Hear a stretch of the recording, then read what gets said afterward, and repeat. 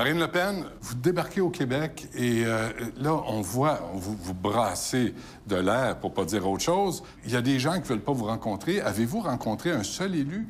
Mais je n'ai pas demandé à rencontrer les élus. Mais en avez-vous rencontré? Mais je ne les ai pas sollicités. Ils me font penser à ces hommes pleins d'orgueil qui disent « j'ai refusé de me marier avec un tel ». Oui, mais sauf qu'un tel ne lui a pas demandé parce qu'elle ne voulait pas se marier avec lui. Bon, je sais très bien que la classe politique québécoise est engluée dans une forme de consensus mou parce qu'on a peur de la pression médiatique, on a peur de se faire critiquer, on a peur de dépasser la ligne orange de 1 centimètre. Donc, je n'ai pas d'intérêt à traverser l'Atlantique pour aller voir des gens qui sont exactement les mêmes que ceux que j'ai en France. Alors, pourquoi êtes-vous ici?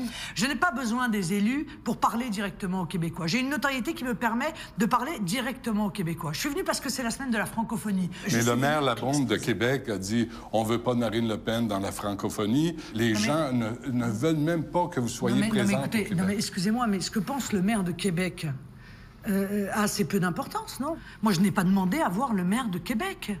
Et je n'ai pas besoin de l'autorisation du maire de Québec, pardon, pour évoquer la francophonie. Je suis la présidente, monsieur, du premier parti de France. Oui, mais quand vous parlez de la classe politique québécoise, canadienne, Mme Le Pen, savez-vous vraiment de quoi vous parlez? Connaissez-vous Philippe Couillard? Ah, mais je me suis beaucoup intéressée au parcours de M. Couillard et notamment à son changement de pied lorsqu'il est revenu d'Arabie Saoudite.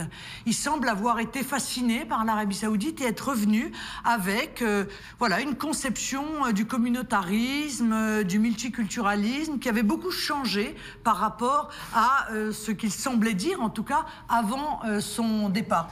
On vient d'apprendre qu'il y a eu des attentats à Bruxelles, en Belgique, 2 explosions. On parle d'au moins 26 morts, 130 blessés.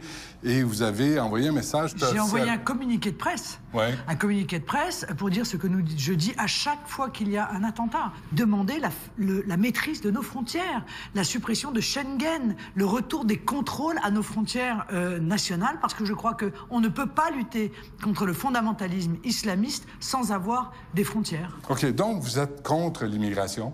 Oui. On arrête... C'est-à-dire, un pays a-t-il besoin d'immigration? C'est peut-être déjà la première question à se poser. Est-ce qu'un pays n'a pas assez, par exemple, de travailleurs?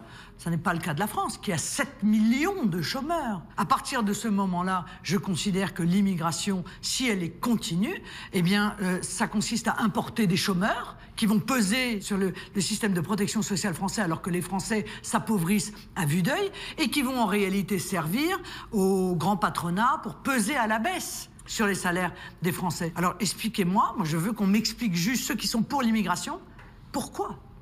Quel objectif?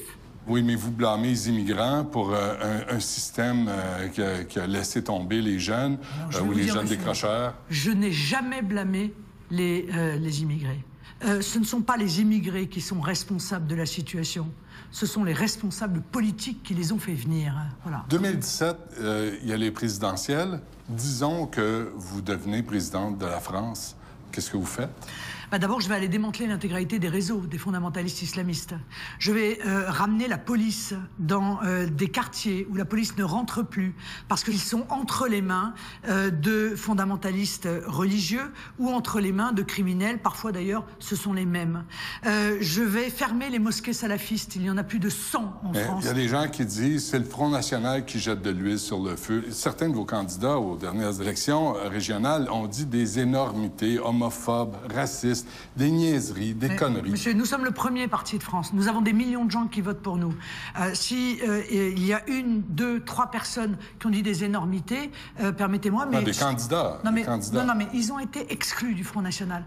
Tout de suite. Voilà, moi j'ai fait preuve d'une fermeté totale. Comment vous réagissez quand on vous décrit comme un parti d'extrême droite? Parce que la référence à extrême droite, c'est néo-nazi, c'est des skinheads, c'est des gens extrêmement violents. Mais c'est le but, d'ailleurs. Le but, c'est de salir. Le but, c'est de discréditer. Dès que vous avez, encore une fois, une pensée qui n'est pas dans le mainstream, eh bien, on vous jette au visage ce terme, évidemment terriblement péjoratif, d'extrême droite. Et puis, comme ça, il n'y a plus de débat. Mais en même temps, le nom Le Pen, le branding, la marque de commerce Le Pen, c'est associé, votre père est associé à des propos ignoble, horrible, inacceptable. Le Front National d'aujourd'hui n'est pas celui qui a été créé il y a 40 ans. Il y a 40 ans, le Front National luttait contre le communisme. Aujourd'hui, le danger n'est plus le communisme. Aujourd'hui, le danger, c'est l'ultralibéralisme échevelé. Un moment de politique fiction, Mme Le Pen. Vous êtes élue présidente en 2017.